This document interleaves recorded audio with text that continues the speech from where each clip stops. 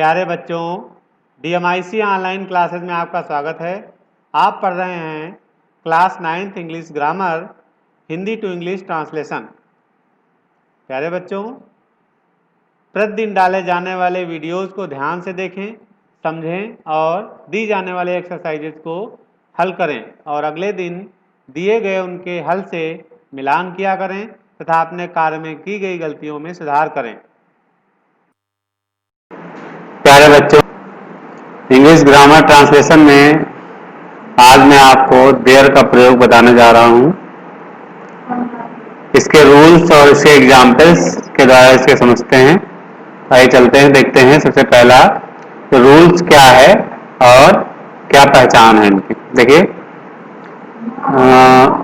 पहले नंबर पर है सब्जेक्ट। यदि हिंदी वाक्य जो होते हैं उनमें सब्जेक्ट जो है वो जस्ट बिफोर वर्ब से पहले, मतलब तुरंत वर्ब से पहले आता हो। जो हिंदी वाक्य होते हैं तो उनमें वर्ब से पहले सब्जेक्ट आता हो, तो ये कंडीशन होती है देयर के प्रयोग की। और दूसरी कंडीशन होती है कि सिचुएशन ऑफ नाउन, यानी नाउन की स्थिति बताने के लिए, to tell situation of noun, noun की स्थिति को बताने के लिए देयर का प्रयोग होता है। यानी जब वर्ब से तुरंत पहले सब्जेक्ट दिया हो या फिर सिचुएशन ऑफ नाउन, नाउन की स्थिति बताई जाए, तो उन सेंटेंस में देयर का प्रयोग होता है। देखिए, जैसे ये उदाहरण दिया गया है, हमारे स्कूल में 400 लड़के हैं। देखिए यहाँ पे लड़के जो हो गया वो आपका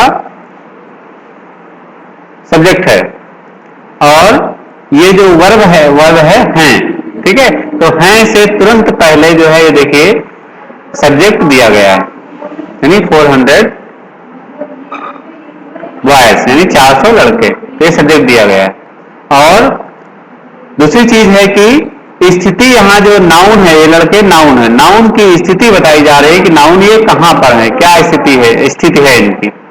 तो ये स्कूल में है, हमारे स्कूल में है।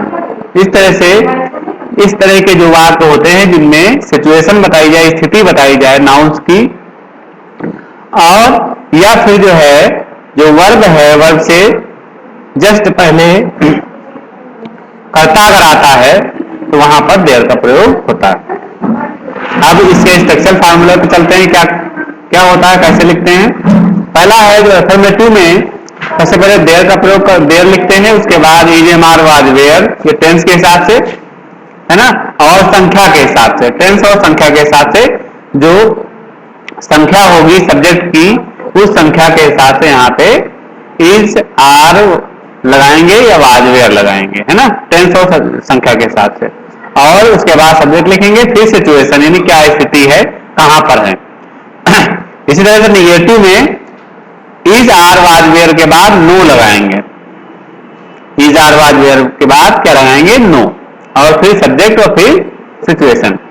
इस तरह से इंट्रोगेटिव में इज आर वाज वेयर को पहले लिखेंगे और देयर को उसके बाद में, फिर सब्जेक्ट और फिर सिचुएशन। इसी तरह से क्वेश्चन वर्ड वाले शब्दों में क्वेश्चन वर्ड पहले लिखेंगे और इज आर वाज वेयर बाद में उसको लिखेंगे, फिर देयर, फिर सब्जेक्ट, फिर सिचुएशन। इस तरह से देयर का प्रयोग करेंगे। तो आइए उदाहरण के द्वारा इसे समझने का प्रयास करते हैं।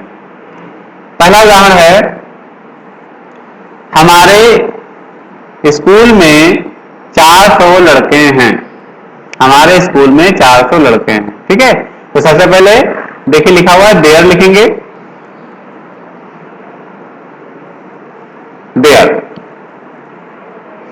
देयर, और उसके बाद इज आर वाज वेयर। देखिए यहां पर जो संख्या है नाउन्स की, उसके हिसाब से इज आर वाज वेयर लिखते हैं। और यहाँ पे देखिए प्रेजेंट में है, इसलिए आर लगाएंगे, यहाँ पे बहुवचन है, आर लगाएंगे। तो आर, देयर आर, इसके बाद सब्जेक्ट क्या है, 400 लड़के, 400, इसी तरह से लिख देते हैं लड़के का बॉयज, 400 बॉयज। और कहां पर है, हमारे स्कूल में, हमारे स्कूल में ये स्थिति बता रहा है। तो in our school, in our school, in our school, there are 400 boys in our school. दूसरा उदाहरण है, एक रानी थी, एक रानी थी, एक रानी थी। देखिए यहाँ पे रानी की स्थिति बताई जा रही है, लेकिन स्थिति बताई नहीं गई कहां पर थी, है ना। तो यहाँ पर स्थिति नहीं बताई गई है, केवल सिर्फ वर्ब है और वर्ब से पहले सब्जेक्ट है। तो देखिए यहाँ पर क्या हो जाएगा, देयर पहले लिखेंगे और उसके बाद क्योंकि थी है और रानी एक है, एक वचन, तो वाज लगाएंगे और पास्ट में है तो इसलिए भी वाज लगाएंगे, पास्ट एक वचन में। तो देयर वाज और फिर सब्जेक्ट क्या है, a queen, a queen, QUEEN queen. तो देयर वाज अ क्वीन, एक रानी थी। इसके बाद अगला उदाहरण है कि दिए में तेल नहीं है, दिए में तेल नहीं है। तो देखिए यहां पर इसमें नेगेटिव लगा हुआ है, तो लिखेंगे देयर और इसके बाद तेल, तेल एक वचन, इज लगाएंगे, जिनमें वाटर या इस तरह से है बिना गिनने वाली चीजों में, तो इसलिए इसमें इज लगाएंगे या वाज लगाएंगे। तो देयर इज, उसके बाद ऑयल, नो ऑयल, इसके बाद नो लगा, हमने बताया था नेगेटिव में, देखिए यहां पर नो लगा हुआ है ना। तो नो लगाएंगे यहां पर, इसके बाद नो, देयर इज नो, और उसके बाद तेल की ऑयल होती है, देयर इज नो ऑयल, और उसके बाद इन, दिए में in the lamp, in the lamp, there is no oil in the lamp, दिए में तेल नहीं है। अगला सेंटेंस उदाहरण वो एग्जाम्पल है कि भारत में कई नदियां हैं, है ना, भारत में कई नदियां हैं। देखिए यहां पर लिखेंगे देयर, और नदियां चूंकि बहुवचन यहां पे लिखा हुआ है, कई नदियां बहुवचन है तो इसलिए आर लगाएंगे, और कई नदियों की जो सब्जेक्ट है कई नदियां हैं, तो कई नदियों की मैनी रिवर्स, मैनी रिवर्स, कई नदियां। तो ये हो गया, सब्जेक्ट हो गया। इसके बाद कहां पर है, स्थिति बताना है, भारत में, तो इन इंडिया, इन इंडिया। तो there are many rivers in India, इस तरह से बन जाएगा सेंटेंस आपका। अगला सेंटेंस है, क्या कमरे में कोई नहीं था, क्या कमरे में कोई नहीं था।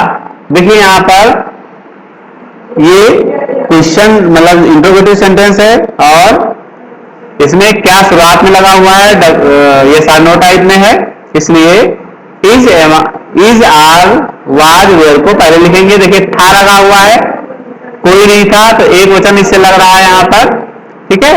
तो कोई के लिए एक वचन माना जाता है, तो वाज लगाएंगे यहां पे पहले, वाज, इसके बाद फिर देयर, वाज देयर, इसके बाद कोई नहीं की नो बॉडी लिखा जाता है, कोई नहीं की नो बॉडी, नो बॉडी,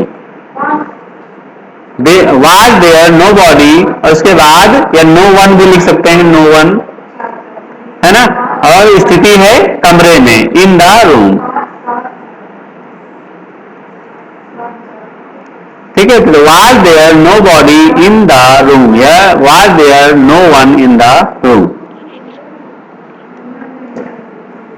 अगला उदाहरण है, क्या बस्ते में कोई पुस्तक है, क्या बस्ते में कोई पुस्तक, ये भी जो है ये नो टाइप में है, इसलिए इसमें भी कोई पुस्तक लिखा है, तो वाज, इसमें भी वाज की जगह इज लगाएंगे, क्योंकि प्रेजेंट में है, उसमें था इसलिए पास्ट में वाज लगाया था। तो इज एनी बुक, देयर लगाएंगे, is there any book, is there any book. अब कहां पर है, बस्ते में, in the bag, in the bag. तो ये देखिए इसमें क्वेश्चन मार्क लगाएंगे, ऊपर वाले में भी क्वेश्चन मार्क लगाएंगे, क्योंकि ये इंट्रोगेटिव सेंटेंस है, ठीक है। तो इस तरह से आपने समझ लिया कि देयर का प्रयोग हम कहां पर करेंगे। जहां पर भी किसी व्यक्ति की स्थिति की या नाउन की स्थिति की जानकारी दी जा रही हो वहां पर देयर का प्रयोग करेंगे, ठीक है। या फिर जो सब्जेक्ट है, सब्जेक्ट के तुरंत बाद, या कह सकते हैं कि वर्ब के तुरंत पहले सब्जेक्ट हो या सब्जेक्ट के तुरंत बाद वर्ब हो, तो समझ लीजिए वहां पर भी।